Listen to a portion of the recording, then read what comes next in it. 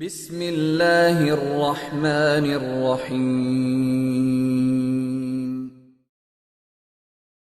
الحمد للہ وحدہ لا شریک لہ والصلاۃ والسلام علی من لا نبی بعدہ۔ میں نے گزارش کی تھی کہ مسئلہ تقلید کو سمجھنے کے لیے 4 باتیں سمجھنا ضروری ہے۔ نمبر 1 تقلید کی تعریف، نمبر 2 تقلید کے دلائل، نمبر 3 تقلید پر ہونے والے شبہات کے جوابات، اور نمبر 4 ترک تقلید کے نقصانات۔ تقلید کے دلائل پہ بات چل رہی تھی، تو گزشتہ کل اور اس سے پیوستہ پرسوں میں نے آپ کی خدمت میں قرآنی دلائل پیش کیے تھے، اور آج آپ کی خدمت میں احادیث پیش کرتے ہیں جن سے تقلید کا ثبوت ملتا ہے۔ حدیث نمبر 1 صحیح بخاری، باب اجر الحاکم اذا اجتہد فاصاب او اخطأ۔ یہ تو دورہ حدیث کے طلبہ سمجھتے ہیں، بابن پڑھنا بھی ٹھیک ہے اور بابو پڑھنا بھی ٹھیک ہے، دونوں ترکیبیں اس میں چلتی ہیں۔ حضرت عمر بن عاص رضی اللہ تعالی عنہ فرماتے ہیں کہ انہوں نے رسول اللہ صلی اللہ علیہ وسلم سے سنا، حضور اکرم صلی اللہ علیہ وسلم نے فرمایا، اذا حکم الحاکم فاجتہد ثم اصاب فلہ اجران واذا حکم فاجتہد ثم اخطأ فلہ اجر۔ کہ جب حاکم کوئی فیصلہ کرے اور فیصلہ اپنے اجتہاد سے کرے اور اجتہاد بھی اس کا درست ہو، اس پر اللہ رب العزت اس کو 2 اجر عطا فرماتے ہیں۔ اور اگر حاکم فیصلہ کرے اور فیصلہ اجتہاد کے ساتھ کرے اور اجتہاد کرنے میں اس سے خطا ہو جائے تو اللہ اس کو 1 اجر عطا فرماتے ہیں۔ پہلے اس حدیث میں 2-3 باتیں سمجھ لیں تاکہ بات ذرا کھل جائے۔ رسول اکرم صلی اللہ علیہ وسلم نے فرمایا، اذا حکم الحاکم، جب حاکم فیصلہ کرے، آگے فرمایا فاجتہد، حاکم فیصلہ کرے اور فیصلہ بھی اپنے اجتہاد سے کرے، تو یہاں اس حاکم کی بات ہے جو بات شریعت کے مطابق کرے، اس کی بات نہیں ہے جو شریعت کے خلاف کرے۔ معلوم ہوا کہ اجتہاد سے مراد وہ اجتہاد ہے جو مسائل شریعت کے لیے ہو، وہ اجتہاد مراد نہیں جو شریعت کے خلاف ہو۔ دوسری بات، یہاں حاکم کا وہ فیصلہ مراد ہے جو فیصلہ شرعی ہو، اور شرعی فیصلہ اسے مسئلہ شریعہ کہتے ہیں۔ اس سے پتہ چلا کہ اس سے مراد صرف وہ حاکم نہیں جو حکومت کرتا ہے، بلکہ حاکم سے مراد ہے فیصلہ کرنے والا، خواہ وہ حاکم وقت ہو خواہ وہ عالم وقت ہو۔ اس میں فقیہ وقت بھی شامل ہے اور حاکم وقت بھی شامل ہے۔ تیسری بات سمجھیں کہ حضور اکرم صلی اللہ علیہ وسلم نے اس میں وضاحت فرمائی کہ اگر اجتہاد ٹھیک ہو تو 2 اجر، اور اگر اجتہاد میں خطا ہو تو 1 اجر۔ اس کا مطلب کیا ہے کہ اجتہاد ٹھیک ہو تو 2 اجر اور اجتہاد خطا ہو جائے تو اس میں 1 اجر؟ اس کا مطلب کیا ہے؟ اس کا مطلب یہ ہے، اگر ایسا انسان فیصلہ کرے اور ایسا انسان اجتہاد کرے جس کو اجتہاد کا حق ہو، جس کو اجتہاد کا حق نہ ہو اور اہل اجتہاد نہ ہو، وہ اس حدیث کا قطعاً اس کا مصداق نہیں۔ اس سے مراد ایسا شخص ہے جو اہل رائے ہو اور اہل اجتہاد ہو، وہ اگر اجتہاد کرے تو اجتہاد درست ہو جائے تو 2 اجر اور خطا ہو جائے تو 1 اجر۔ اس کا مطلب ذرا سمجھ لیں۔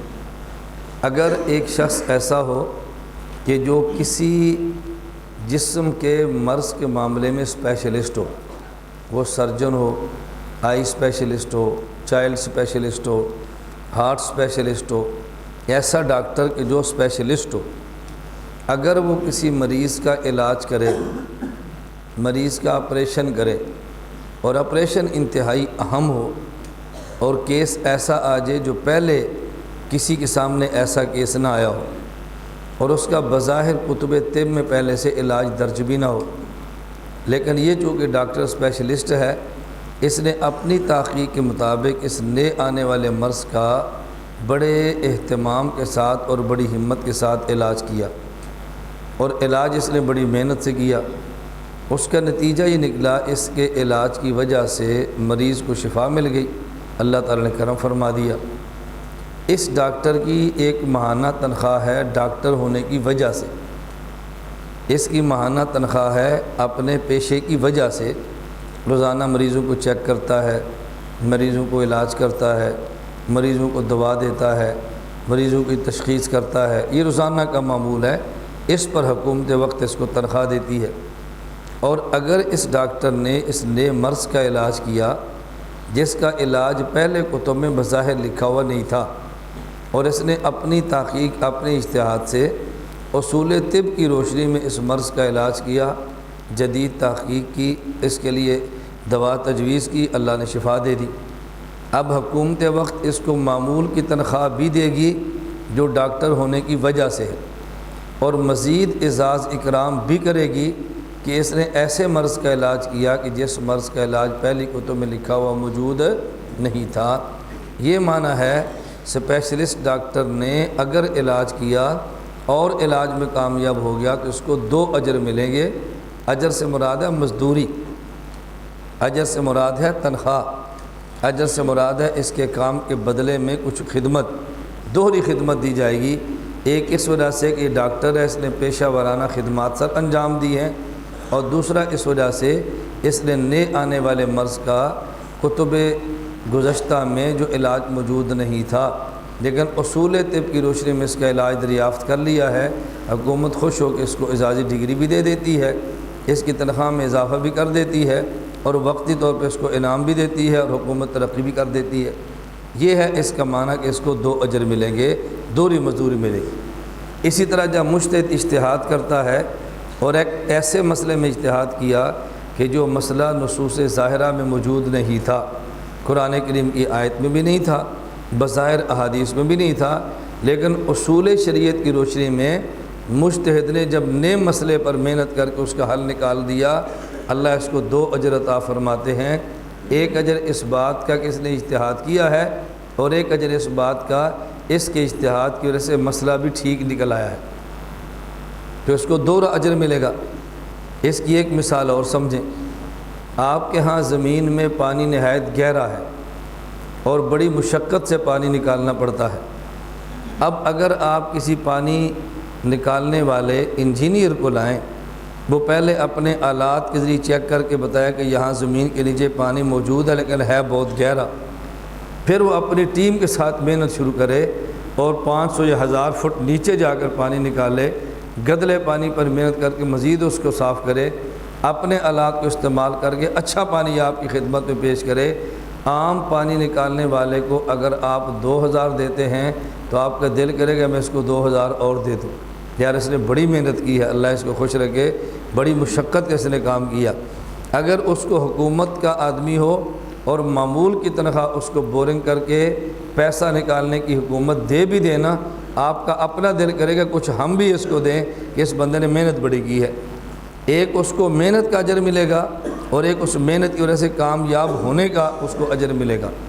بالکل اسی طرح ایک اسپیشلسٹ ڈاکٹر کو اپنی محنت کا اجر ملے گا اور ایک اس محنت میں کامیاب ہونے کا مزید اعزاز اکرام اور ترقی کی صورت میں اس کو اجر ملے گا۔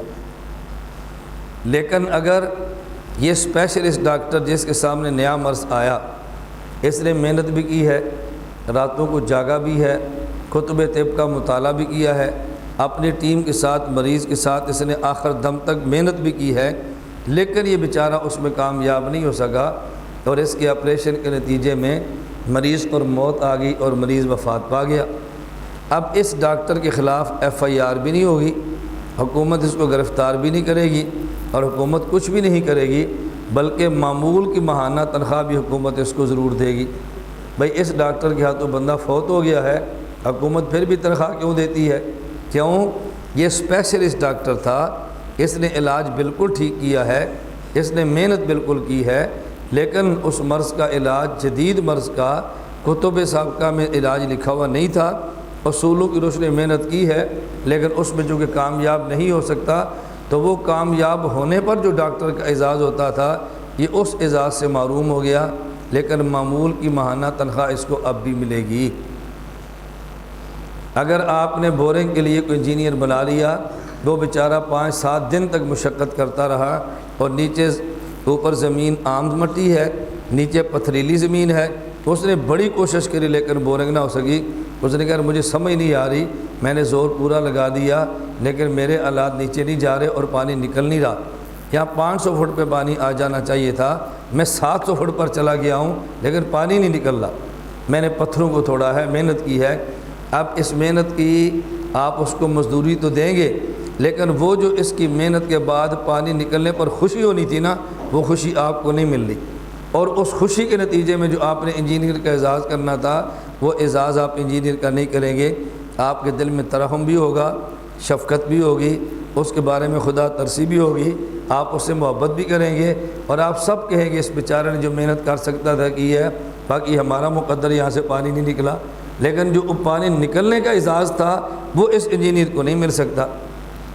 بالکل اسی طرح جب مجتہد ایک مسئلے پر اجتہاد کرے اور مسئلہ نیا پیش آ جائے، اس کا حل قرآن کریم اور احادیث کے ظاہر میں موجود نہ ہو، مجتہد محنت کر کے اس مسئلے کو نکالتا ہے۔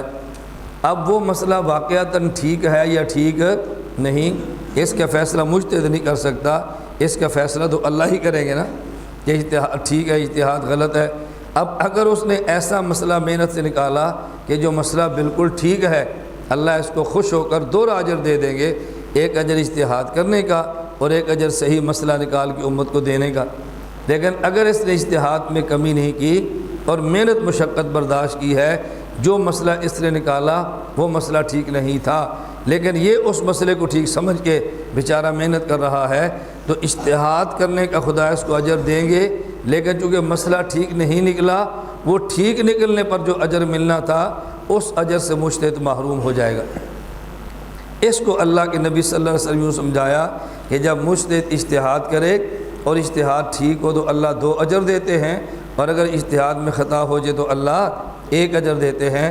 معلوم ہوا کہ مجتہد کسی حالت میں بھی اجر سے خالی نہیں، اگر مسئلہ ٹھیک ہو جائے تو بھی اجر، اور اگر مسئلے میں خطا ہو جائے تو بھی اجر۔ فرق یہ کہ مسئلہ ٹھیک ہو تو 2 اجر ملتے ہیں، اور مسئلہ اگر غلط ہو جائے تو پھر 1 اجر ملتا ہے۔ یہ حدیث کا مطلب سمجھ آ گیا؟ اگر یہ بات آپ کو سمجھ آ گئی، اب بہت سارے مسائل حل ہو جائیں گے، بہت ساری الجھنیں دور ہوں گی، اور بہت سارے شبہات کا جواب آپ کے ذہن میں آ جانا چاہیے۔ مثلا ایک شبہ آپ ذہن میں سمجھیں جس کا میں جواب دینے لگوں۔ نمبر 1، بہت سارے لوگ آپ کو اعتراض کرتے ملیں گے کہ امام اعظم ابو حنیفہ رحمۃ اللہ علیہ کا فلاں مسئلہ حدیث کے خلاف ہے، فلاں مسئلہ آیت کے خلاف ہے، اعتراض کرتے ملیں گے۔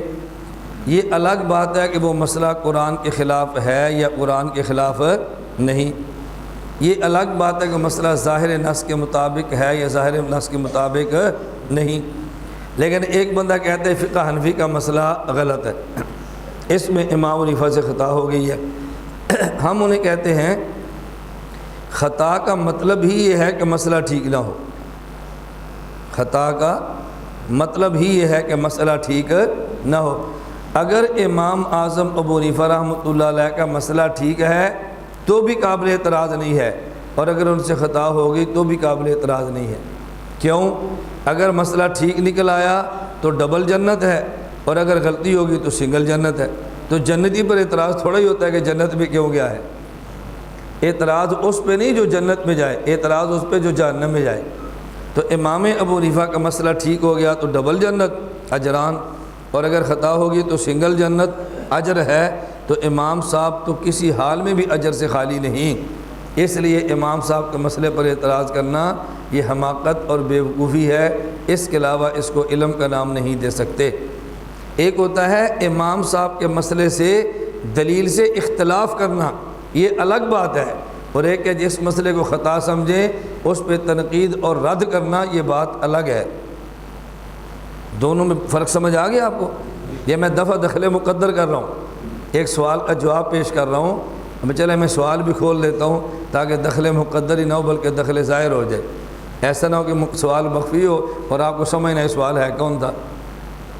کوئی بندہ آپ کو یہ بات کہہ دے کہ پھر حضرت امام مالک نے امام شافعی سے امام حنیفہ سے اختلاف کیا ہے، امام شافعی نے رحمۃ اللہ علیہ نے کی ہے، فلاں امام سے کی ہے، تو یہ سارے امام جاہل تھے۔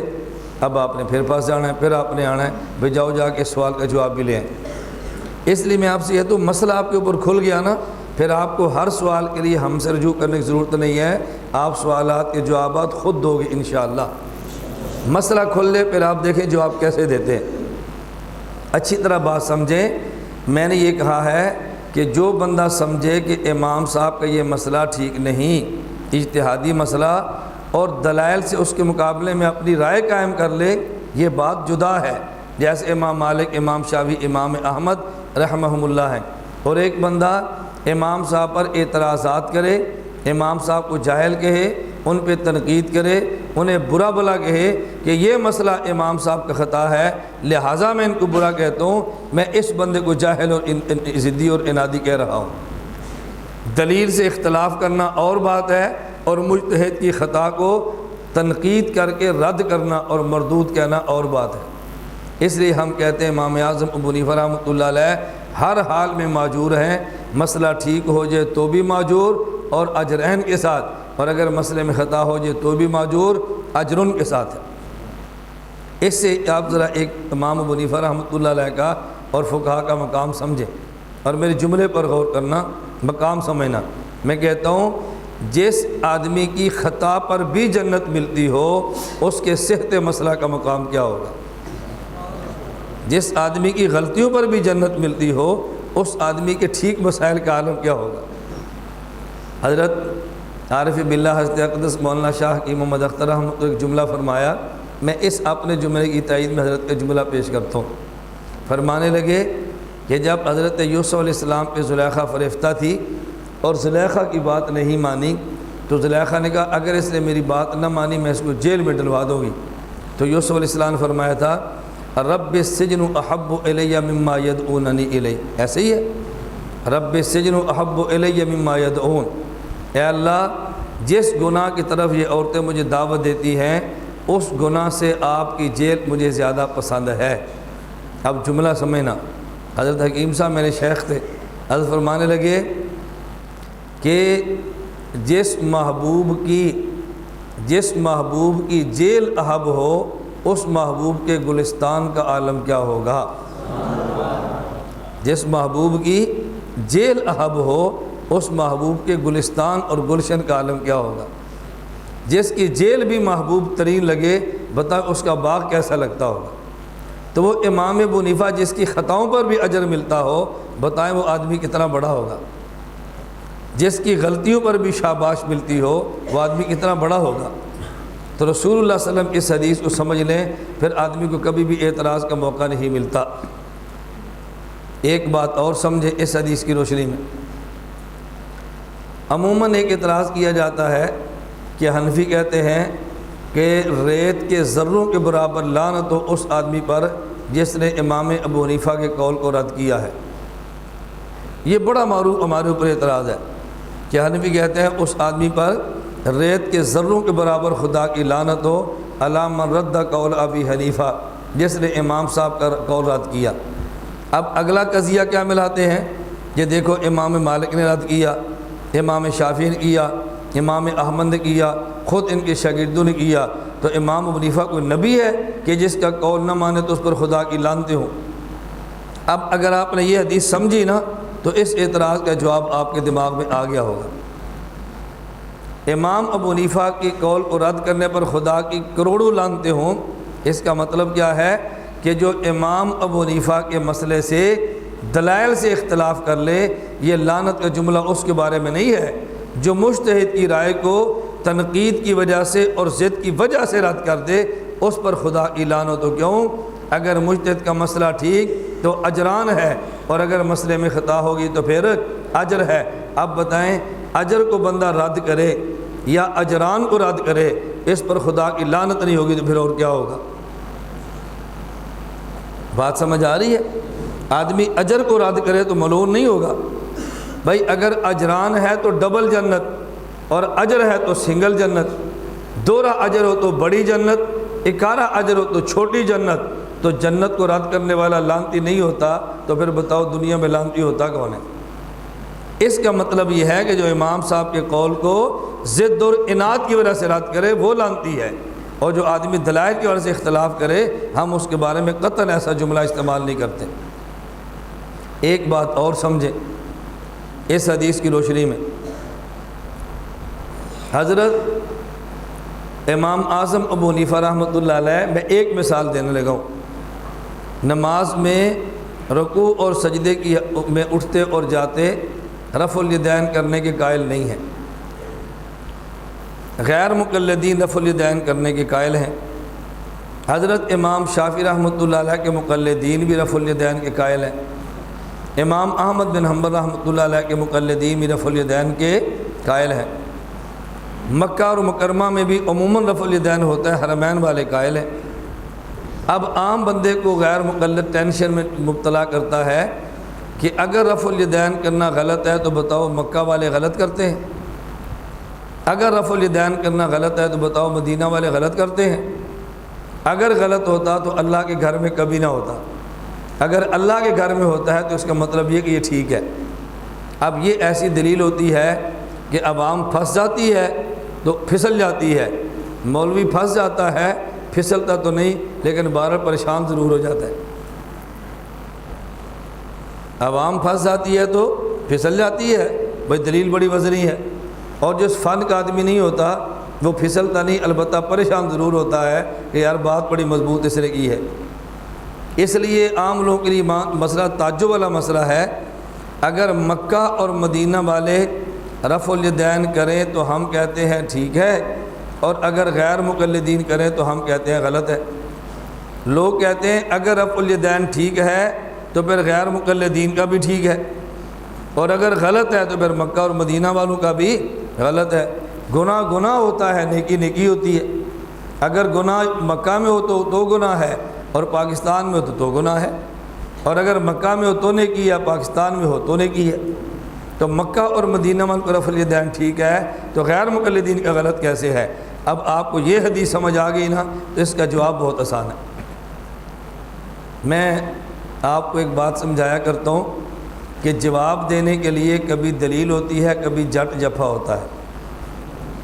جواب دینے کے لیے کبھی دلیل ہوتی ہے، کبھی جٹ جفا۔ دلیل کہتے ہیں اصول سے جواب دینا، جو میں سمجھانے لگا ہوں۔ دلیل کا مطلب اصول سے جواب دینا، اور جٹ جفا کا معنی ہے مخالف کو گرا دینا، خواہ جیسے بھی گرے، اصول کے مطابق ہو یا اصول کے مخالف ہو۔ دو پہلوان اگر میدان میں لڑنے کے لیے اترے اور ایک پہلوان دوسرے کو گرا دے تو ریفری فاتح ہونے کا اعلان تب کرتا ہے جب گرانے والے نے کشتی کے اصولوں سے گرایا ہو۔ اصول توڑ کے گرائے اسے فاتح قرار نہیں دیتا، اور جب ریفری موجود نہ ہو، اصولوں کی کشتی نہ ہو، دو جٹ آپس میں کشتی کرنا شروع کر دیں اور 10 جٹ دیکھنے والے کھڑے ہوں، تو پھر ایک جٹ یہ نہیں دیکھتا کہ میں نے دوسرے کو کس اصول سے گرانا ہے، وہ سمجھتا کہ میں نے گرانا ہے جو بھی پکڑنا پڑے، جہاں سے پکڑنا پڑے میں نے گرانا ہے اس کو۔ ایسے ہی ہوتا ہے نا، وہ یہ نہیں دیکھتا میں نے اصول سے پکڑنا کہ نہیں، وہ سمجھتا ہے کہ مجھے جو چیز اس کی پکڑنی پڑی اور جیسے پکڑنی پڑی بس میں نے گرانا ہے اس کو۔ تو اسے جٹ جفا کہتے ہیں، اسے دلیل نہیں کہتے۔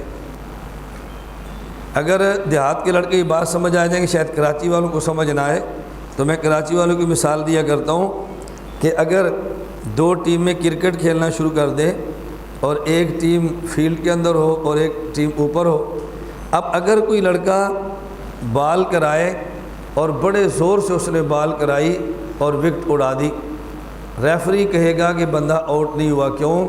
یہ نو بال ہے، وجہ یہ وٹا بال تھی۔ یہ کیا تھی؟ وٹا۔ اگر یہ دیہات میں کرکٹ ہو تو آؤٹ ہے، کیوں؟ وکٹ سٹ نہیں دیتی، وکٹ پوٹ نہیں دیتی، سواد نہیں آیا۔ اب دیہات والے دیکھ رہے ہیں کہ اتنے زور سے اس نے گیند پھینکا ہے، او وکٹ اڑ کے گراؤنڈ تو باہر ٹر گئی، لیکن کراچی والے کہنا نہیں بھائی یہ وٹا بال ہے، اس کے ساتھ بندہ آؤٹ نہیں ہوتا۔ تو دلیل اور ہوتی ہے، جٹ جفا اور ہوتا ہے۔ اب سمجھ آ گئی ہے نا؟ میں اس پر ایک مثال دینے لگا ہوں۔ ایک بندہ عمرہ کر کے آیا، یہ سکھر کا واقعہ ہے۔ اس نے واپس آ کر اپنے امام صاحب سے کہا کہ صحیح ادھر ہم رفع الیدین نہیں کرتے، ادھر حرم میں گیا، ادھر تو کرتے تھے۔ اب اس کو جواب نہیں آتا تھا، اس نے جٹ جپا مارا، اس نے کہا حرم میں کرتے ہیں، سکھر میں نہیں کرتے۔ سمجھ آ گئی کیا جواب دیا؟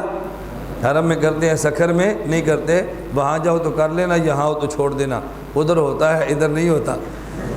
وہ سادہ آدمی تھا، چپ ہو گیا۔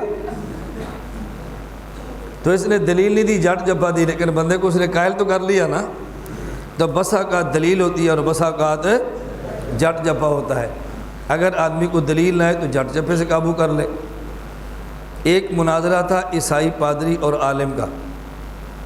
عیسائی پادری دلائل دے رہا تھا کہ اللہ کا بیٹا عیسیٰ علیہ السلام ہے، اور عالم دلائل دے رہا تھا کہ اللہ پاک لم یلد ولم یولد اولاد سے پاک ہے۔ 1 گھنٹہ تک بحث گرما گرم چلتی رہی، کوئی نتیجہ نہیں نکل رہا تھا، دلائل دونوں طرف سے چل رہے تھے۔ مناظرہ ہوتا ہے، اس میں دلائل دینے والا جیسا بھی ہو، آخر مناظر ہوتا ہے نا، کوئی نہ کوئی دلیل وہ دیتا ہی ہے۔ تو بحث چل رہی تھی، اس بحث چلتی رہی اور ایک جٹ کو جوش آ گیا۔ اس نے کہا مولانا صاحب سے مجھے موقع دیں، اس پادری سے میں بات کروں۔ مولانا صاحب نے فرمایا کھرانٹ پادری ہے، 1 گھنٹے سے میں لڑ رہا ہوں، یہ قابو نہیں آ رہا، چودھری صاحب آپ اس کو کیسے قابو کریں گے؟ تو اس نے کہا نہیں، مجھے آپ اجازت دیں ذرا، میں اسے 2 بات کرتا ہوں۔ مولوی صاحب نے کہا شرمندہ نہ کرنا، اس سے مجھے ہی بات کرنے دو۔ اور جٹ نے پھر کہا نہیں، مجھے آپ ایک موقع دیں، میں بات کرتا ہوں۔ لوگوں نے کہا کوئی نہیں حضرت، 1 گھنٹہ آپ نے بات کی ہے، ذمہ دار آدمی ہے، ان پڑھ ہے، آپ اس کو بھی تھوڑا سا خوش ہو لینے دیں۔ وہ جٹ کھڑا ہوا، اس نے عیسائی پادری سے پوچھا بتاؤ اللہ کی عمر کتنی ہے؟ اس نے کہا اللہ تو ازل سے ہے، اربوں کھربوں سال، اس سے بھی بڑا اللہ تو اربوں سے ہے۔ اچھا یہ بتاؤ اللہ کی طاقت کتنی ہے؟ اس نے کہا ان اللہ علی کل شیء قدیر، اللہ کی طاقت کا کیا کہنا، وہ تو کن کہے تو آسمان اڑ جائے، کن کہے تو زمین ختم ہو جائے، وہ کن فرمائے تو پوری دنیا برباد ہو جائے، بڑی طاقت ہے۔ اچھا اس نے کہا یہ بتاؤ کہ اللہ کے بیٹے کتنے ہیں؟ بات سمجھ آ رہی ہے؟ اور جٹ نے پوچھا یہ بتاؤ اللہ کی عمر کتنی ہے؟ کہا جی ازل سے ہے، اربوں کھربوں سال سے زیادہ۔ یہ بتاؤ اللہ کی طاقت کتنی ہے؟ اس نے کہا ان اللہ علی کل شیء قدیر، اللہ کل کہہ کے آسمان و زمین کو اڑا دے۔ اس نے کہا یہ بتاؤ اللہ کے بیٹے کتنے ہیں؟ اس نے کہا جی 1۔ اس نے کہا جو 1 تھا وہ کہاں پر ہے؟ اس نے کہا عیسائی کہتا ہے اس کو یہودیوں نے سولی پر چڑھا دی ہے۔ اب یہ جٹ کہنے لگا، اس نے کہا چوڑیا پھر خدا منو من، توجہ رکھنا، اس نے کہا چوڑیا پھر خدا منو من، دیکھ وہ عمر کنی ہے اور طاقت کنی ہے، تو جمعہ 1 کے، میری 60 سال عمر ہے تو 10 جمع۔ سمجھ آ گئی؟ اس نے عیسائی سے کہا چوڑیا ایڈا بڑا خدا تے پتر 1، میری 60 سال عمر ہے تے 10 جمی پھرنا تے پھر مینوں خدا مان لے۔ پنجابی سمجھ آ گئی؟ اس جٹ نے کہا کہ اللہ کی اتنی عمر اتنی طاقت اور 1 بیٹا، میری 60 سال عمر اور کمزور آدمی ہوں اور میرے 10 بیٹے ہیں، تو پھر مجھے خدا مان لو جس نے تھوڑی عمر میں 10 بیٹے پیدا کر لیے۔ اچھا اگلی دلیل اس کی ذرا پوری سنیں نا جٹ جبا۔ اس نے کہا میرے 10 پتر نے، انہوں کو یہودی ہاتھ لائے میں ہاتھ کٹ دیا، اللہ دے 1 پتر وہ بھی یہودیاں کھو لیا۔ نہیں سمجھے؟ خدا دا 1 پتر ہے وہ بھی سوڑی چڑھ گیا، اللہ 1 بھی نہیں بچا سکیا، میرے 10 کو ہاتھ لا کے بکھائے تو پھر مینوں خدا مان لے، اے خدا ہے؟ وہ کہنے لگا کہ خدا کا 1 بیٹا تھا اور وہ بھی یہودیوں نے سولی پر چڑھا دیا، میرے 10 بیٹے کو یہودی ہاتھ لگا کر دکھائے میں ہاتھ نہ کاٹ دوں تو میں 10 کی حفاظت کر لیتا ہوں، وہ 1 کی حفاظت نہیں کر سکتا، یہ خدا کہتا ہے۔ اب اس کا عیسائی پادری کے پاس کوئی جواب موجود نہیں تھا۔ تو کبھی ہوتی ہے دلیل اور کبھی ہوتا ہے جٹ جفا۔ ہندوستان میں مناظرہ تھا اس مسلمانوں کا اور مرزائیوں کا، مناظرہ طے ہو گیا، مرزائی مناظر پہنچ گیا اور مسلمان مناظر نہیں پہنچا۔ نہ پہنچنے کی وجہ کہ انگریزوں نے ٹرین کو جان بوجھ کے لیٹ کر دیا۔ مرزائی مناظر پہلے سے پہنچا ہوا تھا، مسلمان مناظر جس ٹرین پر آنا تھا ٹرین لیٹ ہو گئی، اب اس کا تو قصور کوئی نہیں تھا۔ مرزائی مناظر کھپ ڈال رہا تھا، بلاؤ مسلمان مناظر کو، بلاؤ وہ کدھر ہے، کھپ ڈال رہا تھا۔ یہ جو مسلمان بڑے پریشان تھے، ایک جٹ سٹیج پہ چلا گیا، اس نے کہا مناظرہ میں کروں گا۔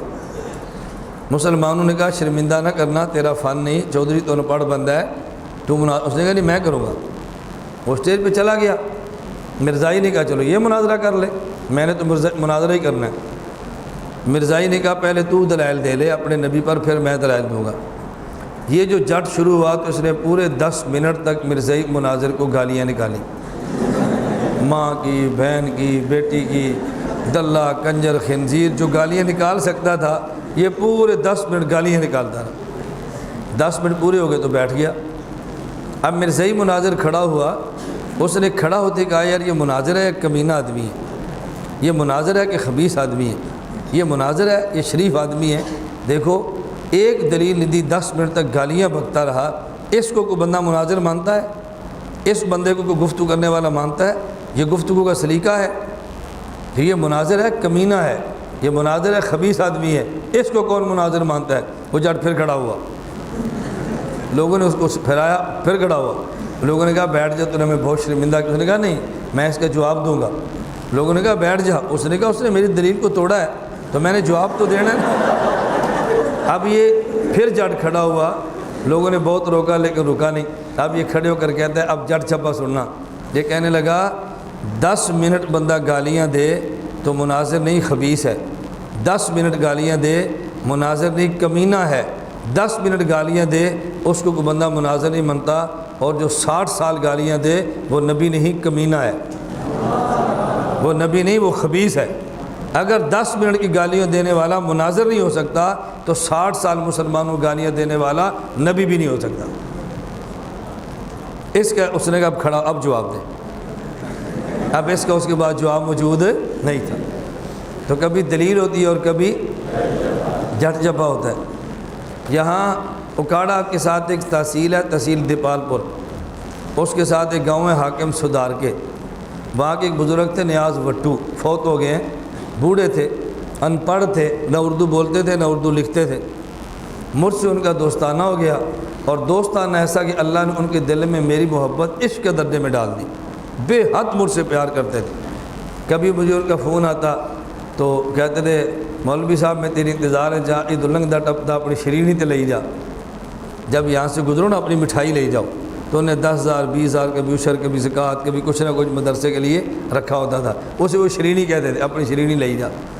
اور جب انہیں کو کہتا نا، جسے ہم کہتے ہیں نا فلاں بندہ بہت بڑا مناظر ہے، وہ اپنی زبان میں کہتے تھے مناظرے، یعنی بہت بڑا مناظر ہے، مناظرے۔ وہ کہتا ہے تو اپنے علاقے میں کہتے ہیں میری ہوں مناظرے نال یاری ہے، ہوں میری فکر ہی کوئی نہیں۔ میں خیر ان کے پاس گیا، غیر مقلد کہتے وہ چڑھے ہوئے تھے، کبھی قربانی کی گائے دے دینی، کبھی کھالے دے دینی، کبھی اچھل دے دینا۔ جب اللہ پاک نے ان کے دل میں میری محبت ڈالی، بات ان کو سمجھ آئی، بیانات سننے شروع کیے، انہیں غیر مقلدین کو جواب دے دیا۔ ایک دن جماعت الدعوہ کا لڑکا ایک گیا، اب بابا جی کا مزاج بگڑا ہوا ہے، وہ عشر دینے کے لیے تیار نہیں ہے۔ جب اس نے سمجھا کہ عشر نہیں ملتا تو اس لڑکے نے کہا کہ بابا جی اے دسو تسی رفع دین کر دیو۔ اس نے مسئلہ چھیڑ دیا۔ بابا جی نے کہا نہیں۔ اس نے سوال کیا کہ آپ رفع دین کرتے ہو؟ بابا جی نے کہا نہیں۔ اس نے کہا پھر دلیل تے دیو، کیوں نہیں کرتے؟ آپ دلیل دے کیوں نہیں کرتے؟ بابا جی میرے بیانات سنتے رہتے تھے۔ بابا جی فرمان لگے پتر جیڑا کرے دلیل او دے ذمے، جیڑا نہ کرے دلیل او دے ذمے نہیں، یہ دلیل میں نہیں دیونی، دلیل تو دیونی ہے۔ جو رفع دین کرے دلیل اس کے ذمے ہے، جو رفع دین نہ کرے دلیل اس کے ذمے نہیں ہے، یہ دلیل میں نے نہیں دی، دلیل تو نے دینی ہے۔ آپ نا بڑی توجہ سے، میں اس لیے کہتا ہوں میموری کارڈ لے کے آپ میرے بیانات سننے کا معمول بناؤ۔ آپ دیکھنا گفتگو کا طریقہ آپ کو کیسے آتا ہے، اور آپ ایک مرتبہ سارے بیانات کو نظروں سے نظروں سے تو نہیں، چلو کانوں سے گزار لو، ہر بندہ نظر سے دیکھنے کا قائل نہیں ہوتا نا، لیکن کان سے سننے کے تو سارے قائل ہیں۔ جو میں نے بات کی اللہ کرے آپ کو سمجھ آ گئی ہو۔ اب اس غیر مقلد نے دلیل دی، وہ کہنے لگا 70 صحابہ کو رفع دین کرنا ثابت ہے، اسی تاں کرنے 70 صحابہ رضی اللہ عنہ مجمعین رفع دین کرنا ثابت ہے، ہم اس لیے کرتے ہیں۔ بابا جی فرمان لگے اے پتر صحابہ دی تعداد کنی ہے؟ صحابہ کتنے ہیں؟ اس نے کہا جی 1,24,000۔ انہیں آگے 70 تیرے منے تو باقی میرے منے 70 تیری طرف تو باقی میری طرف۔ دیکھو یہ دلیل نہیں، یہ جٹ جفا ہے۔ یہ کیا ہے؟ جٹ جفا۔ تو کبھی دلیل دیتے ہیں اور کبھی جٹ جفا دیتے ہیں۔ میں اللہ کا شکر ادا کرتا ہوں کہ میں مولوی بھی ہوں، جٹ بھی ہوں۔ اپنی نعمتیں تو بتانی چاہیے نا۔ میں اس لیے ایک جملہ کہا کرتا ہوں کہ جب میں ایسی بات کہتا ہوں جو میرے عقیدت مند خوش ہوتے ہیں، اور جو عقیدت مند نہیں ہوتے وہ پریشان پہلے سے ہوتے ہیں، تھوڑے سے اور ہو جاتے ہیں۔ پہلے تیسرے گیئر میں چل رہے ہوتے ہیں، پھر چوتھا پانچواں لگ جاتا ہے، اور کوئی فرق نہیں پڑتا۔ لیکن اپنی کارگزاری سنانے میں تو حرج نہیں ہے نا۔ اللہ کا شکر ہے کہ ہم مولوی بھی ہیں، اور اللہ کا شکر ہے کہ ہم جٹ بھی ہیں۔ یہ جہاں آپ بیٹھے ہیں نا، یہ جگہ ہم نے خریدی نہیں ہے، الحمدللہ ہماری موروثی جگہ ہے۔ اور اس طرح سڑک کی کروڑوں کی زمین کوئی بندہ اتنی جلدی دینے کے لیے تیار نہیں ہوتا۔ ہم نے فرنٹ کی زمین مدرسے کو دے کے وہاں کام شروع کیا ہے۔ یہ میں اس لیے نہیں کہہ رہا کہ میں اللہ تعالیٰ محفوظ اور میں کوئی ایسی بات کہہ رہا ہوں، میں صرف یہ کہہ رہا ہوں ہم نے اپنے گھر سے، اپنے گاؤں سے، اپنے دیہات سے اور اپنے ڈیرے پر بیٹھ کر ہم نے دین کا کام شروع کیا ہے۔ اللہ آپ کو بھی اس طرح کرنے کی توفیق عطا فرمائے۔ جگہ خرید میں یہ بھی کر سکتا تھا کہ میں اس جگہ کی قیمت لگا لیتا، مدرسے کا فنڈ جمع کرتا، وہ اپنے اکاؤنٹ میں ڈال لیتا اور یہ جگہ مدرسے کو بیچ دیتا، کسی کو پتہ بھی نہیں چلنا تھا، پر میں مدرسے کو جگہ بیچ دیتا۔ یہ کرنا تو میرے مشکل تو نہیں تھا، لیکن یہ میرے اللہ کا معاملہ ہے۔ ہم نے کروڑوں کی جگہ ہے جو مدرسے کے نام پہ وقف کی ہے، اور اس کے بعد ہم نے یہاں پر کام کرنا شروع کیا ہے۔ اللہ تعالیٰ آپ کو بھی توفیق عطا فرمائے۔ آپ اپنا مال لگا کر کام شروع کریں، اس کے ساتھ امت کا مال شامل کر لیں، آپ کا مال بھی انشاءاللہ مبارک ہو جائے گا۔ اللہ ہم سب کو قبول فرما لے۔ میں جو بات سمجھا رہا تھا، بات ذرا لمبی ہو گئی، اصل میں سوال کا جواب دے رہا تھا۔ یہ حدیث سمجھ آ گئی تو پھر سوال کا جواب بہت آسان ہے۔ سوال کیا تھا؟ اگر رفع الیدین مکہ مدینہ والوں کا ٹھیک ہے تو غیر مقلدین کا غلط کیوں ہے؟ اور اگر غیر مقلدین کا غلط ہے تو پھر رفع الیدین مکہ مدینہ والوں کا ٹھیک کیوں ہے؟ اگر ٹھیک ہے تو دونوں کا ٹھیک ہے، اور اگر غلط ہے تو پھر دونوں کا غلط ہے۔ اس کا میں نے کہا جواب میں دیتا ہوں، توجہ سے بات سمجھنا۔ نمبر 1 جواب سمجھیں۔ اگر ایک مسئلے پر 2 حدیثیں آ جائیں اور فیصلہ نبی پاک صلی اللہ علیہ وسلم فرمائیں تو کہتے ہیں یہ مسئلہ حدیث کا ہے، فیصلہ اللہ کے نبی کا ہے۔ اور اگر ایک مسئلے پر 2 حدیثیں آ جائیں اور فیصلہ نبی پاک صلی اللہ علیہ وسلم نہ فرمائیں بلکہ بعد کے فقہا فرمائیں تو پھر کہتے ہیں یہ مسئلہ فقہ کا ہے اور فیصلہ فقہا کا ہے۔ مثال سمجھیں، رسول اللہ صلی اللہ علیہ وسلم نے فرمایا کنت نہیتکم عن زیارت القبور فزوروہا، کنت نہیتکم، میں نے تمہیں قبرستان جانے سے منع کیا تھا، اب قبرستان جانے کی اجازت دیتا ہوں۔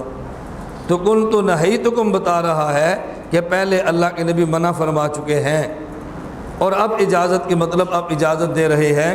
اب میں کہتا ہوں کہ زیارت قبور پر 2 حدیثیں آ گئیں، نمبر 1 منع کی اور نمبر 2 اجازت کی، 2 حدیثیں آ گئی۔ فیصلہ اللہ کے نبی نے خود فرما دیا کہ پہلے منع کیا تھا، اب میں خود تمہیں اجازت دے رہا ہوں۔ اب ہم کہیں گے زیارت قبور کا مسئلہ حدیث کا ہے اور فیصلہ اللہ کے نبی صلی اللہ علیہ وسلم کا ہے۔ اور اگر ایک مسئلے پر حدیثیں 2 آ جائیں اور حضور پاک صلی اللہ علیہ وسلم نے از خود فیصلہ نہ کیا ہو تو پھر کہتے ہیں مسئلہ فقہ کا ہے اور فیصلہ فقہا کا ہے۔ اس کی مثال سمجھیں، نبی کریم صلی اللہ علیہ وسلم نے رفع الیدین فرمایا بھی ہے اور رفع الیدین چھوڑا بھی ہے۔ فعل کی بھی حدیث موجود ہے اور ترک کی بھی حدیث موجود ہے۔ فیصلہ نبی پاک صلی اللہ علیہ وسلم کا اس طرح نہیں ہے کہ اللہ کے نبی نے فرمایا ہو پہلے میں رفع الیدین کرتا تھا، اب میں نے چھوڑ دیا ہے، آئندہ تم نے بھی نہیں کرنا۔ نہ حضور پاک صلی اللہ علیہ وسلم یہ فرمایا کہ پہلے میں نہیں کرتا تھا، اب میں کرتا ہوں، اب تم نے بھی ضرور کرنا ہے۔ تو نہ فیصلہ فعل رفع الیدین کا ہے اور نہ فیصلہ ترک کا ہے۔ اب بعد کے فقہا نے فیصلہ کیا، امام ابو نے دلائل کو ترجیح دی اور ترک کا فیصلہ دے دیا، امام شافعی رحمہ اللہ نے دلائل کو ترجیح دی اور رفع الیدین کے کرنے کا فیصلہ دے دیا۔ اب ہم کہیں گے ترک رفع الیدین اور رفع الیدین کا مسئلہ یہ فقہ کا ہے اور فیصلہ فقہا کا ہے۔ اصول ذہن نشین ہو گیا۔ اب مسئلہ سمجھو، مکہ اور مدینہ والے کہتے ہیں کہ رفع الیدین مسئلہ فقہ کا ہے، فیصلہ امام شافعی یا امام احمد کا ہے، اور ہم کہتے ہیں کہ ترک رفع الیدین مسئلہ فقہ کا ہے اور فیصلہ امام اعظم ابو حنیفہ نعمان بن ثابت کا ہے۔ غیر مقلدین کہتے ہیں کہ یہ مسئلہ حدیث کا ہے اور فیصلہ اللہ کے نبی کا ہے۔ مکہ مکرمہ والے اور مدینہ والے رفع الیدین کے مسئلے کو مجتہد کا فیصلہ مانتے ہیں، اور غیر مقلد اس مسئلے کو نبی کا فیصلہ مانتا ہے۔ مجتہد کے فیصلے کو نہ مانے تو گنجائش ہوتی ہے، اور نبی کے فیصلے کو نہ مانے انسان ایمان سے نکل جاتا ہے۔ مجتہد کے فیصلوں سے اختلاف کی گنجائش ہوتی ہے، لیکن نبی کے فیصلے سے اختلاف کی گنجائش نہیں ہوتی۔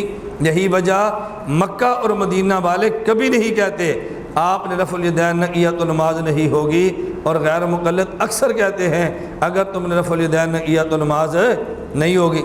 مکہ اور مدینہ والے کبھی نہیں کہتے کہ رفع الیدین پہ ہمارا چیلنج ہے تم مناظرہ کر لو، اور غیر مقلدین کا ہر دوسرا بندہ کہتا ہے رفع الیدین پہ چیلنج ہے ہم سے مناظرہ کر لو۔ مکہ اور مدینہ والے سال ہا سال گزر جاتے ہیں، کبھی بھی جمعے میں خطبہ اس پر نہیں دیتے کہ رفع الیدین کرنا سنت ہے اور رفع الیدین نہ کرے تو گناہ ہے، اور غیر مقلدین کا ہر چوتھا خطبہ ہے رفع الیدین کرنا سنت ہے، نہ کرے تو گناہ ہے۔ مکہ اور مدینہ والے عرصہ گزر جائے کبھی بھی جمعے میں یہ بات نہیں کہتے کہ جو ہمارے مسجد میں آئے رفع الیدین ضرور کرے، اور غیر مقلد پکڑ پکڑ کے کہتے ہیں کہ تم نے یہاں نماز پڑھنی رفع الیدین کرنا ہے۔ پتہ چلا کہ مکہ اور مدینہ والوں کا رفع الیدین اور ہے اور غیر مقلدین کا رفع الیدین اور ہے۔ وہ فیصلہ مجتہد کا سمجھتے ہیں اور یہ فیصلہ نبی کا سمجھتے ہیں۔ مجتہد کے فیصلے کو مجتہد کا فیصلہ سمجھنا یہ دیانت ہے، اور مجتہد کے فیصلے کو نبی کا فیصلہ کہنا یہ بددیانتی ہے۔ مکہ اور مدینہ والوں کا رفع الیدین یہ دیانت والا ہے، اور غیر مقلدین کا بددیانتی والا ہے۔ ہم دیانت والا مان لیں گے اور بددیانتی والا نہیں مانیں گے۔ سمجھ آ گیا؟ دوسرا فرق سمجھیں جو اس حدیث سے متعلق ہے۔ یہ تو میں نے ایک فرق بیان کیا نا، اصل جو اس حدیث سے متعلق ہے وہ سمجھو۔ مکہ اور مدینہ والا رفع الیدین یہ امام شافعی یا امام احمد مجتہد کا ہے، اور یہاں کا رفع الیدین غیر مقلد کا ہے جو مجتہد نہیں۔ دونوں میں فرق کیا ہے؟ پہلے دو حدیثیں سن لیں۔ رسول اکرم صلی اللہ علیہ وسلم نے فرمایا، ابھی یہ حدیثیں میں رکھ لیں، اذا حکم الحاکم فاجتہد ثم اصاب فلہ اجران، توجہ رکھنا، وَإِذَا حَكَمَ فَاجْتَهَدَ ثُمَّ أَخْطَأَ فَلَهُ اجر، اگر مجتہد سے خطا ہو گئی تو اس کی خطا پر بھی اجر ہے، اور اگر غیر مجتہد سے خطا نہیں، مسئلہ درست ہو گیا، اس کے درست مسئلے پر بھی اللہ کے نبی اجر کی بات نہیں کرتے بلکہ خطا فرما رہے ہیں۔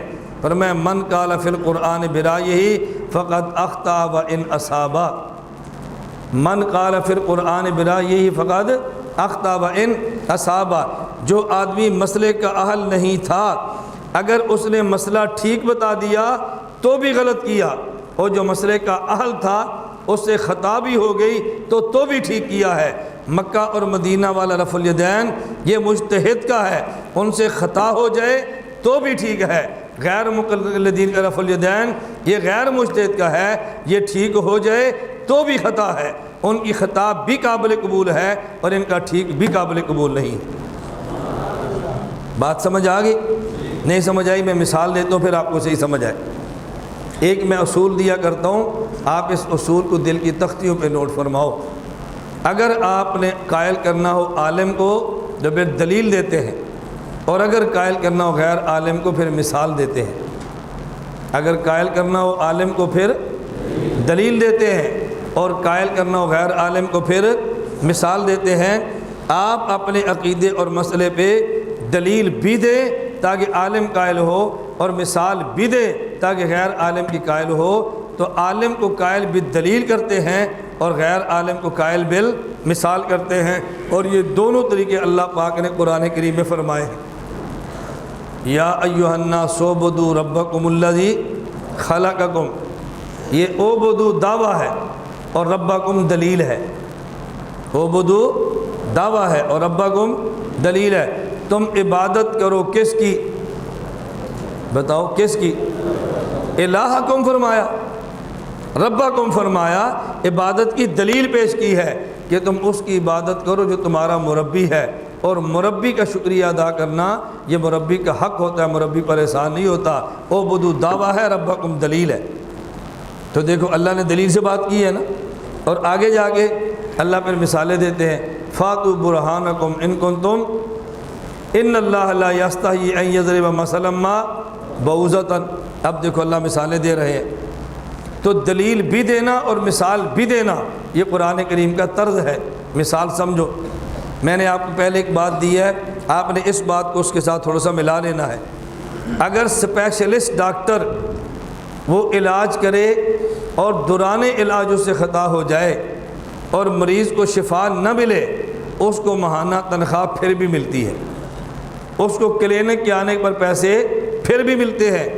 لیکن اگر اسپیشلسٹ ڈاکٹر نہ ہو بلکہ عطائی ڈاکٹر ہو، عطائی ڈاکٹر سمجھتے ہیں نا، جو دو چار نسخے دے کے ڈاکٹر بن گیا ہو، اگر عطائی ڈاکٹر ہو، جس طرح دو چار نسخے اردو زبان کے پڑھ کے کوئی بندہ ڈاکٹر بن گیا اور اس کے آپ کلینک پر جائیں اور اس سے جا کر کے میرے پیٹ میں درد ہے، وہ 2 پڑیاں دوائی کی بنا کر دے دے، آپ وہ کھائیں اور شفا مل جائے۔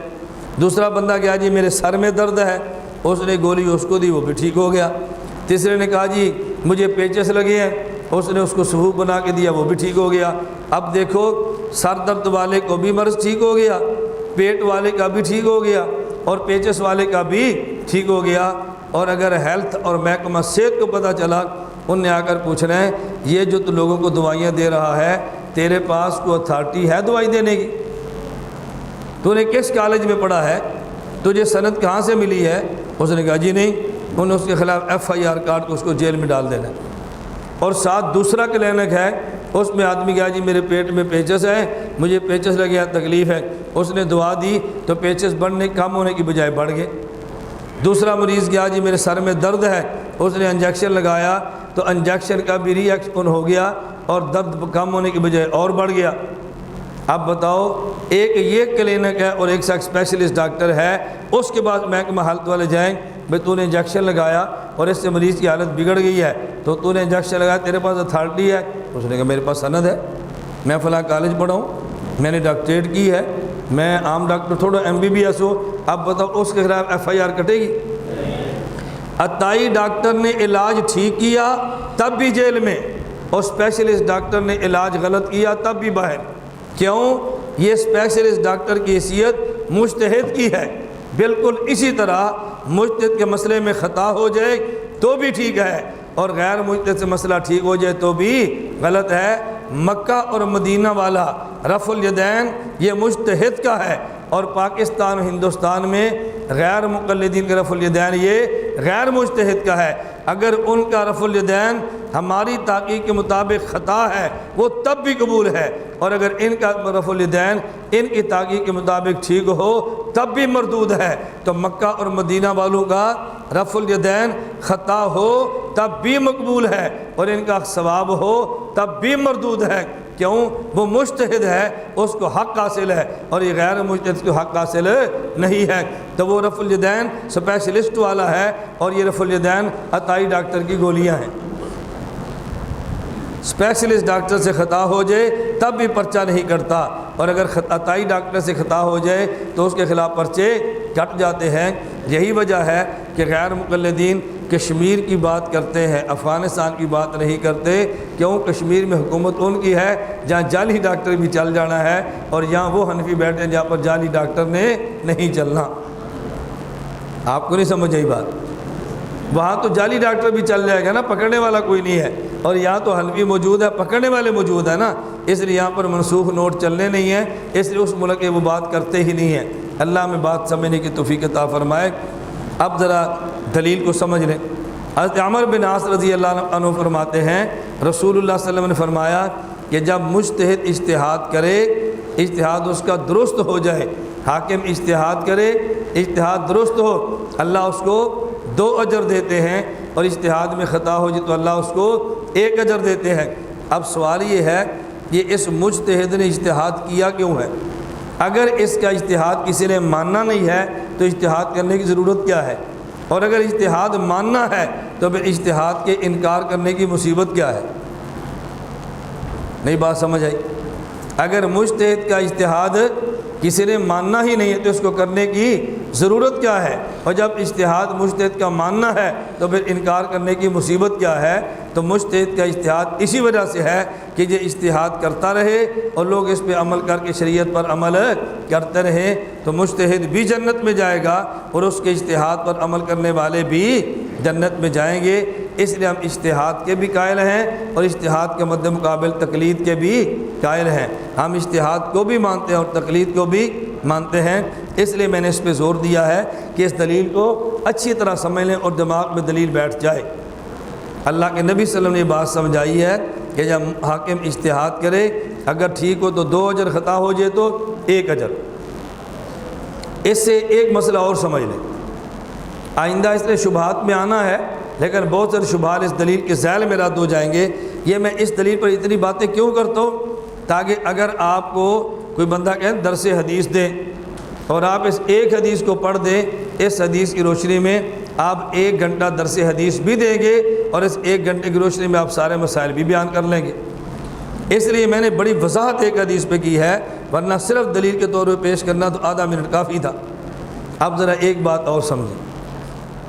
عموماً ایک اعتراض یہ کیا جاتا ہے کہ ایک مسئلے پر 2 امام ہیں، حضرت امام اعظم ابو حنیفہ رحمۃ اللہ علیہ کی رائے یہ ہے اور حضرت امام شافعی رحمۃ اللہ علیہ کی رائے یہ ہے۔ اب بندہ سوال کرتا ہے کہ امام ابو حنیفہ ٹھیک ہیں یا امام شافعی ٹھیک ہے؟ حضرت امام ابو حنیفہ رحمۃ اللہ علیہ کا مسئلہ ٹھیک ہے یا امام شافعی کا ٹھیک ہے؟ اگر دونوں ٹھیک ہیں تو دونوں ٹھیک کیسے ہیں؟ ایک حق ہے ایک باطل ہے، ایک غلط ہے اور ایک صحیح ہے۔ اگر دونوں ٹھیک ہے تو وہ کیسے؟ اور اگر ایک ٹھیک ہے تو ایک غلط، آپ دونوں کو ٹھیک کیسے کہتے ہیں؟ یہ اچھی طرح بات اب سمجھیں۔ ہمارا مسئلہ یہ ہے، ائمہ 4 میں سے 4 امام عند الناس برحق ہیں، لیکن عند اللہ 4 نہیں بلکہ 1 برحق ہے۔ آپ نے بحث سمجھنی ہے۔ ائمہ 4 اور 4 ائمہ میں سے 4 امام عند الناس برحق ہے اور عند اللہ 1 برحق ہے۔ اس کا مطلب کیا ہے کہ عند الناس 4 برحق ہیں اور عند اللہ 1 برحق۔ اس کا مطلب کیا ہے؟ ہم اس کا یہ مطلب پہلے سمجھ لیں معنی، پھر میں ذرا تشریح کرتا ہوں۔ عند الناس برحق کا معنی یہ ہے، ہم 4 اماموں میں سے ہر ایک کو ٹھیک کہیں گے۔ ہم 4 اماموں میں سے ہر ایک امام کے مسئلے کو ٹھیک کہیں گے، غلط نہیں کہیں گے۔ اور عند اللہ 1 برحق ہے۔ در حقیقت مسئلہ کس کا ٹھیک ہے وہ ہمیں پتہ نہیں، وہ اللہ کو پتہ ہے۔ مسئلہ تو ایک کا ٹھیک ہوگا لیکن وہ کون سا امام ہے جس کا مسئلہ ٹھیک ہے وہ اللہ کو پتہ ہے، لیکن ہم ایک کو ٹھیک نہیں بلکہ 4 کو ٹھیک کہیں گے۔ اس کا مطلب کیا ہے ذرا وضاحت سمجھیں۔ 12 آدمیوں کی جماعت نکلی ہے گھر سے، تبلیغ میں چل پڑے ہیں، مدرسے کی طرف پڑھنے کے لیے جا رہے ہیں، کسی اور سفر پہ چلے ہیں۔ ایک جماعت نکلی جس میں افراد کتنے ہیں؟ 12۔ راستے میں ایسے مقام پر پہنچے جو جنگل ہے اور دن کے وقت میں بادل آیا اور سورج غروب ہو گیا، یا وقت ہی رات کا ہے۔ وہاں پہ مسجد بھی کوئی نہیں، آبادی بھی کوئی نہیں، اور ایسی گھڑی اور آلات بھی نہیں کہ جس سے پتہ چلے کہ قبلہ کدھر ہے، کوئی بندہ بتانے والا بھی نہیں قبلہ کدھر ہے۔ اب بتاؤ، جب آدمی ایسی جگہ پر ہو کہ یہ پتہ نہ چلے قبلہ کدھر ہے اور قبلہ بتانے والا بھی کوئی نہ ہو، تو پھر قبلے کا رخ کا تعین کیسے ہوتا ہے؟ پھر تحری کرتے ہیں۔ تحری کا دوسرا معنی اجتہاد ہے۔ تحری کا معنی اجتہاد۔ ہر آدمی اپنی قلبی رائے کے مطابق فیصلہ کرے گا۔ میرا دل کہتا ہے قبلہ ادھر ہے، میرا دل کہتا ہے قبلہ ادھر ہے، میری رائے ہے کہ قبلہ ادھر ہے۔ اب یہ 12 آدمی تھے اور 12 آدمیوں کی 4 جماعتیں ہو گئی۔ 3 آدمی کہنے لگے ہماری رائے کے مطابق قبلہ ادھر ہے، 3 نے کہا ہماری رائے کے مطابق قبلہ ادھر ہے، 3 نے کہا ہماری رائے کے مطابق قبلہ ادھر ہے، اور 3 نے کہا ہماری رائے کے مطابق قبلہ ادھر ہے۔ اب بتاؤ آدمی کتنے ہیں؟ 12۔ اور جماعتیں کتنی ہوگی اب 4، اور قبلے کتنے ہو گئے 4۔ اب آپ یہ بتاؤ ان 12 کے 12 کی نماز ہو گئی یا کسی ایک کی نماز نہیں ہوئی؟ سب کی ہوگی۔ اچھا قبلہ سب کا ٹھیک ہے یا ایک جماعت کا؟ ایک جماعت۔ کیوں؟ اصل قبلے کی طرف منہ کس کا ہے؟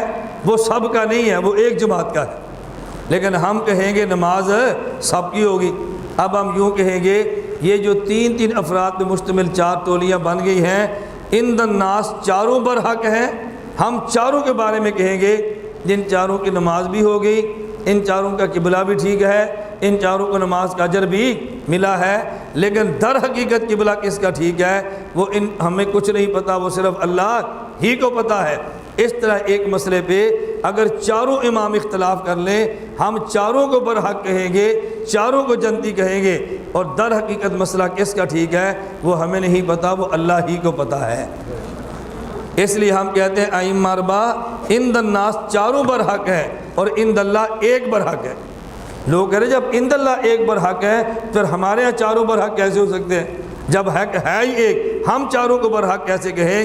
ہم یہ بات کہتے ہیں حضرت علی، حضرت امیر معاویہ رضی اللہ تعالیٰ عنہما، دونوں کے درمیان جنگ ہوئی ہے، دونوں کی فوجیں لڑی ہیں، ادھر والے مقتولین بھی شہداء، ادھر والے مقتولین بھی شہداء۔ حضرت علی کی فوج بھی جنتی، امیر معاویہ کی فوج بھی جنتی، لیکن ان میں سے رائے بہتر کس کی تھی ہم فیصلہ نہیں کر سکتے، اپنی دلائل کی روشنی میں کہہ سکتے ہیں حضرت علی مجتہد وہ ہیں جو مصیب ہیں، امیر معاویہ مجتہد ہیں جو مختی ہیں۔ حضرت علی کا اجتہاد درست تھا، امیر معاویہ کا خطا تھا، لیکن درست والے کی بھی جنت ہے، اجران ملا ہے، اور خطا والے کی بھی جنت ہے کہ اس کو اجر ملا ہے۔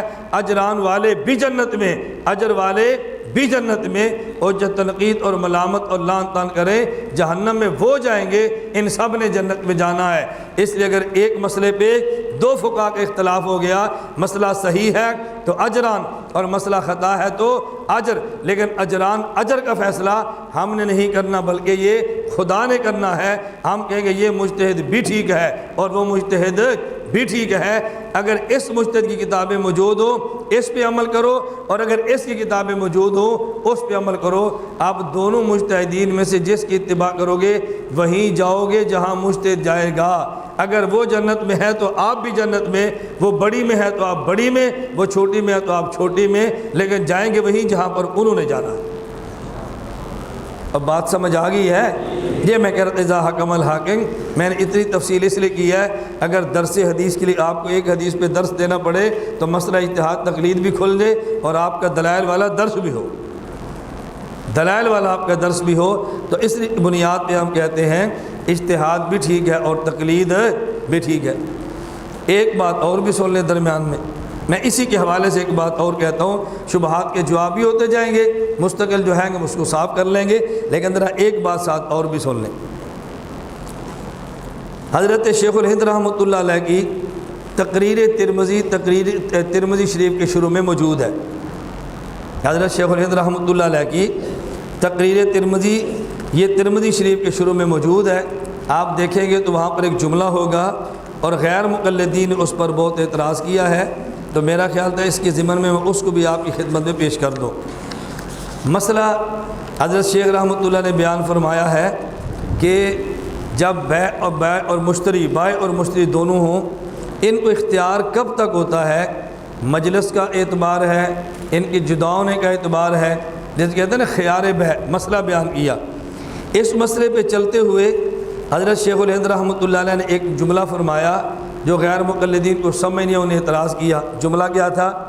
شیخ الہند فرماتے ہیں وَالْإِنصَافُ أَنَّ التَّرْجِيحَ فِي هَذِهِ الْمَسْأَلَةِ لِلشَّافِعِيِّ وَنَحْنُ مُقَلِّدُونَ يَجِبُ عَلَيْنَا تَقْلِيدُ إِمَامِنَا أَبِي حنیفہ۔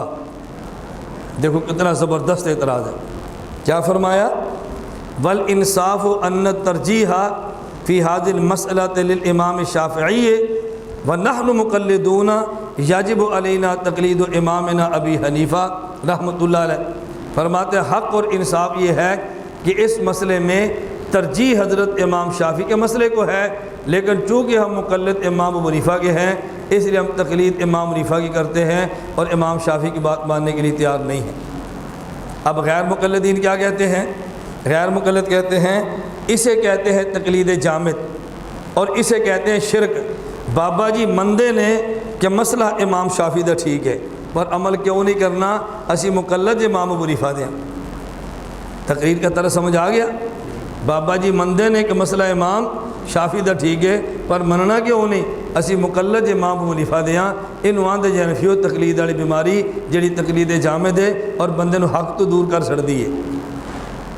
یہ ان کی تقریر ہوتی ہے کہ دیکھو بابا جی فرما رہے ہیں کہ مسئلہ امام شافعی کا ٹھیک ہے، لیکن مانتے کیوں نہیں؟ کیونکہ مقلد امام حنیفہ کے ہیں، ہم تقلید کو دیکھیں گے اور حق کو نہیں دیکھیں گے۔ میں کہتا ہوں غیر مقلد حضرت شیخ الہند کی بات کو سمجھا نہیں ہے۔ اب شیخ الہند کی بات کو سمجھنا۔ شیخ الہند رحمۃ اللہ علیہ سمجھانا کیا چاہ رہے ہیں؟ فرماتے ہیں میرے دلائل کا تقاضا یہ ہے کہ اس مسئلے پہ امام شافعی کی رائے صواب ہے اور امام ابو حنیفہ کی رائے خطا ہے۔ ہمارے دلائل یہ بتا رہے ہیں کہ اس مسئلے پر امام شافعی کی رائے صواب و درست ہے اور امام ابو حنیفہ کی رائے خطا ہے، لیکن یہ ہمارے دلائل ہیں یا وضاحت ہے؟ جی دلائل ہے نا، یہ کوئی نص تو نہیں ہے نا۔ فرماتے ہیں کہ دیکھو اگرچہ ہمارے دلائل یہ فیصلہ کریں کہ رائے امام شافعی کی صواب ہے اور امام حنیفہ کی خطا ہے، ہم پھر بھی امام ابو حنیفہ کی رائے پر عمل کریں گے۔ کیوں؟ اگرچہ امام ابو حنیفہ کی رائے خطا بھی ہو تو یہ باطل تو نہیں ہے نا، خطا ہی ہے۔ ایک ہوتا ہے حق بمقابلہ باطل اور ایک ہوتا ہے حق بمقابلہ خطا۔ اگر حق اور باطل مقابلے میں ہوں تو حق کا معنی جنت ہے اور باطل کا مقابلہ جہنم ہے، اور جب حق اور مقابلہ خطا آ جائے تو پھر حق کا معنی جنتان ہے اور خطا کا معنی جنت ہے۔ حق کا معنی اجران ہے اور خطا کا معنی اجر ہے۔ فرماتے ہیں اگرچہ ہمارے دلائل کہہ دے امام شافعی ثواب ہیں، نتیجہ یہ نکلے گا امام شافعی کی رائے اگر ثواب بھی ہو زیادہ سے زیادہ اس پہ 2 اجر ملیں گے، اگر امام حنیفہ کی رائے خطا بھی ہو تو زیادہ سے زیادہ اس پہ 1 اجر ملے گا نا۔ تو یہ خطا ہے، باطل نہیں ہے، یہ حق بمقابلہ باطل نہیں، حق بمقابلہ خطا ہے۔ اگر ہمارے دلائل یہ بتا بھی دیں کہ ترجیح امام شافعی کے مسئلے کو ہے، پھر بھی ہم امام حنیفہ کی تقلید کریں گے۔ کیوں؟ زیادہ سے زیادہ یہی ہو سکتا ہے ہم اجران کو چھوڑ کے اجر لے لیں گے، اور عقیدت کی بنیاد پہ کبھی ایسے ہوتا ہے آدمی اجران کو چھوڑ کے اجر لیتا ہے لیکن عقیدت کو ہاتھ سے جانے نہیں دیتا، عقیدت کو جانے نہیں دیتا۔ تو یہاں حق کے مقابلے میں باطل کو نہیں لیا بلکہ حق کے مقابلے میں خطا کو لیا ہے، جنت کے مقابلے میں جہنم کو نہیں لیا، جنتان کے مقابلے میں جنت لے لی ہے۔ کیوں؟ یہ بھی رائے ہے، یہ بھی کیا ہے؟ رائے، یہ نص نہیں ہے۔ اس لیے ہو سکتا ہے معاملہ ٹھیک ہو اور یہی معاملہ درست ہو، ہم فیصلہ نہیں کر سکتے کہ جنتان وہ ہے یا جنتان یہ ہے۔ ہمارے رائے کے مطابق خطا ہو ہم تب بھی چھوڑیں گے نہیں، کیونکہ مقلد جو امام اعظم ابو حنیفہ کے۔ اس پر ایک مثال سن لیں تاکہ آپ کو شرح صدر ہو، ورنہ آدمی کو نا جھجک رہتی ہے کہ یار یہ کیسے ہو سکتا ہے آدمی عقیدت میں بڑے اجر کو چھوڑ دے۔ پہلے میں اس پر ایک واقعہ پیش کرتا ہوں پھر آپ بات بھی ساتھ سمجھیں۔ رئیس المناظرین حجت اللہ فی الارض حضرت مولانا محمد امین اکاڑوی رحمۃ اللہ علیہ نے ایک واقعہ سنایا۔ حضرت فرمانے لگے کہ مکہ مکرمہ سے مدینہ جا رہے تھے تو میں بس پہ بیٹھا تھا، اگلی سیٹ پر بھی غیر مقلد، پچھلی سیٹ پر بھی غیر مقلد، وہ بھی خسر پسر کر رہا ہے، یہ بھی خسر پسر کر رہا ہے، اور میں چپکے سے بات ان کی سن رہا ہوں۔ ایک لڑکا دوسرے کو کہہ رہا تھا دیکھو مدینہ جا رہے ہو تو مسجد نبی کی نیت کرنا اور نبی پاک صلی اللہ علیہ وسلم کے روضے اور قبر کی نیت نہ کرنا، مسجد کی نیت سے سفر کرنا یہ جائز ہے، اور قبر کی زیارت کے لیے سفر کرے گا تو شرک ہے، گناہ ہوگا۔ حضرت فرمانے لگے میں نے زور سے کہا نہیں بیٹا تو قبر کی نیت سے جانا یہ جھوٹ بولتا ہے۔ میں نے زور سے کہا تو قبر کی نیت سے جانا یہ جھوٹ بولتا ہے، تو نے قبر کی نیت سے جانا ہے، اور وہ گرم ہو گیا۔ غیر مقلدین کی عادت ہے کہ اپنی رائے پیش کرتے ہیں اور دوسرے کی رائے برداشت نہیں کر سکتے۔ مماتی اپنے 10 جلسے کر لے گا اور ہمارا ایک اشتہار بھی برداشت نہیں کرے گا۔ بھئی ہم نے تمہارے 10 جلسے برداشت کر لیے ہیں، تم ہمارا ایک اشتہار برداشت کیوں نہیں کرتے؟ ہمارا جلسہ ہو کے اشتہار پھاڑنا شروع کریں گے۔ اس کو میں اپنی زبان میں کہتا ہوں تھاپیاں پنیاں ویر نہیں مکدے، نہیں سمجھ آئی؟ تھاپیاں پنیاں ویر نہیں مکدے، اسی نہیں سمجھے۔ عورتیں دیہاتوں میں یہ بھینس کا گوبر ہوتا ہے نا، اس بھینس کے گوبر کے اندر تھوڑی سی وہ ڈال کے نا بھوسا، اس کو تھپتی ہیں، پھر بنا کے دیواروں پہ لگا کے سکھاتی ہیں، پھر اس کو آگ میں جلاتی ہیں، روٹیاں پکاتی ہیں، کھانا پکاتی ہیں، جٹ حکا اسے تیار کرتے ہیں، اسے ہم کہتے ہیں تھاپیاں۔ اسے ہم کیا کہتے ہیں؟ اردو میں کہتے ہیں لپی، اپی، اپلے، اپلے اردو میں کہتے ہیں اپلے، ہم اسے کہتے ہیں تھاپیاں۔ جب عورتوں کی آپس میں لڑائی ہو نا تو کسی دوسرے کے مرد کو تو نہیں مار سکتی، وہ ڈنڈا لے کر اپلے توڑتی ہیں، وہ ڈنڈے لے کر تھاپیاں توڑتی ہیں۔ تو جب ہمارا مماتی کچھ نہیں بگاڑ سکتے تو ہمارے اشتہار پھاڑتے ہیں، عورتیں تھاپیاں توڑتی ہیں، اشتہار پھاڑتے ہیں، اس کو ہماری پنجابی زبان میں کہتے ہیں تھاپیاں پنیاں ویر نہیں مکدے۔ اے باجی آپ نے تھاپیاں توڑ دی نا، اس سے دشمنی ختم نہیں ہونی، کسی بندے کو ہاتھ لگاؤ۔ اور بات سمجھ آ رہی ہے آپ کو؟ میں مثال دینے لگا تھا آپ کو بات سمجھانے کے لیے۔ حضرت اکاڑی فرمانے لگے بیٹا یہ جھوٹ بول رہا ہے۔ اس نے کہا جی کیوں؟ فرمایا آپ کہاں رہتے ہیں؟ غیر مقل نے کہا جی پنجاب میں۔ تو یہاں پہ کیوں آئے تھے؟ اس نے کہا جی عمرہ کرنے کے لیے۔ تو حضرت نے فرمایا عمرہ کرنے کی کیا ضرورت ہے؟ اس نے کہا جی عبادت ہے، عمرہ کریں تو ثواب بہت ملتا ہے۔ حضرت فرمانے لگے ثواب تو آپ اپنے پنجاب میں نماز پڑھتے تو وہاں بھی مل جاتا ہے، تو یہاں آ کر ثواب لینے کی کیا ضرورت تھی؟ ادھر کون سا ثواب نہیں ملتا؟ اس نے کہا جی وہاں عبادت کریں تو ثواب کم ملتا ہے اور یہاں کریں تو ثواب زیادہ ملتا ہے۔ میں نے فرمایا زیادہ ملتا ہے کیسے؟ اس نے کہا جی جب ہم اپنی مسجد میں نماز پڑھیں گے باجماعت تو 27 کا اجر ملے گا، اور جب حرم مکہ میں پڑھیں گے تو ایک نماز پہ 1,00,000 کا اجر ملے گا، اور مسجد نبی میں پڑھیں گے تو 1,000 کا ملے گا۔ ہمارا نظریہ ہے کہ 50,000 کا، ایک حدیث 1,000 کی بھی ہے، غیر مقلد کہتے ہیں 50 والی ضعیف ہے، ایک والی صحیح ہے۔ تو میں کہا کرتا ہوں ضعیف حدیث والا اجر خدا ہمیں دے اور صحیح والا آپ کو دے دے۔ ضعیف حدیث والا اجر اللہ ہمیں دے دے اور صحیح والا اجر اللہ آپ کو دے دے۔ اس پر پھر یہ آمین بھی نہیں کہتے، اس پر آمین نہیں کہتے۔ ہمارے سرگودا کے ایک علامہ صاحب ہیں، انہوں نے جمعہ پڑھایا تو جمعے کے بعد یزید کی ترجمانی جمعے میں کی، تو جمعے کے بعد بیٹھ کے بھی جس نے سوال کرنا ہے وہ کرو۔ اس نے کہا یزید برحق حسین کو غلط ثابت کیا رضی اللہ عنہ۔ تو جمعے کے بعد ایک آدمی نے چٹ دی، حضرت آپ دعا فرمائیں قیامت کے دن حضرت حسین جو غلط تھے ان کے ساتھ میرا حشر ہو، اور جو حضرت یزید ٹھیک تھے ان کے ساتھ آپ کا حشر ہو۔ اب آمین بھی نہیں کہتے۔ سمجھ آ گئی ہے؟ تقریر پوری کر دی کہ یزید ٹھیک ہے، حضرت حسین غلط ہیں، اور جب ایک ان پڑھ بندہ کہتا ہے جی اب دعا کرے کہ میرا حشر حضرت حسین کے ساتھ ہو، آپ کا یزید کے ساتھ ہو، اب آمین بھی نہیں کہتے۔ مولانا قاری فرماتے تھے مماتی کھپ ڈالتے ہیں جس قبر میں مردے کو دفن کرتے ہیں، یہ قبر نہیں ہے۔ میں کہتا ہوں جو نہیں ہے ہمیں اللہ اس میں دفن کر دے، یہ جو کہ قبر نہیں ہے تمہیں نصیب ہی نہ ہو، تو پھر آمین بھی نہیں کہتے۔ پھر آدمی کو اپنے موقع پر آمین تو کہنی چاہیے نا، پھر آمین بھی نہیں کہتے۔ تو ہم کہتے ہیں کہ مسجد نبی میں نماز پڑھے تو ایک نماز پہ 50,000 کا ثواب ہے، اور وہ کہتے ہیں ایک نماز پہ 1,000 کا ہے۔ ہم نے کہا یہ حدیث ہے، کہتے ہیں ضعیف ہے۔ ہم نے کہا چلو ہم ایک پڑھے تو 50,000 ملے اور آپ ایک پڑھے تو 1,000 ملے، تاکہ آپ کو صحیح والا اجر مل جائے، ہمیں ضعیف والا مل جائے۔ آمین کو تو پھر آمین بھی نہیں کہتے۔ حضرت اکاڑی فرمانے لگے کہ بیٹا پنجاب سے یہاں پر آئے ہیں اجر کمانے کے لیے، ایک بات مجھے سمجھ نہیں آئی، آپ اپنے شہر نماز پڑھتے تو 27 کا ثواب ملتا، اور مکہ مکرمہ پڑھیں گے تو 1,00,000 کا ملے گا، اور مدینہ پڑھیں گے تو 1,000 کا ملے گا۔ تو جب تو آیا ثواب کمانے کے لیے ہے تو پھر مکہ چھوڑ کے مدینہ کیوں جا رہا ہے؟ بات سمجھ آئی ہے؟ جب آیا تو بڑا ثواب کمانے کے لیے ہے تو پھر تو مکہ چھوڑ کے مدینہ کیوں جا رہا ہے؟ اس کا اس کے بعد جواب نہیں تھا۔ حضرت فرمانے لگے پتہ یہ چلا کہ مکہ سے مدینہ صرف ثواب کمانے کے لیے نہیں جا رہے، بلکہ مکہ سے مدینہ حضور کی عقیدت میں جا رہے ہیں، اور جس جگہ میں حضور تشریف فرما ہے نا اس کا نام مسجد نہیں ہے، اس کا نام قبر ہے۔ تو عقیدت کا تعلق صرف حضور کی مسجد سے نہیں ہے بلکہ حضور کی قبر سے بھی ہے۔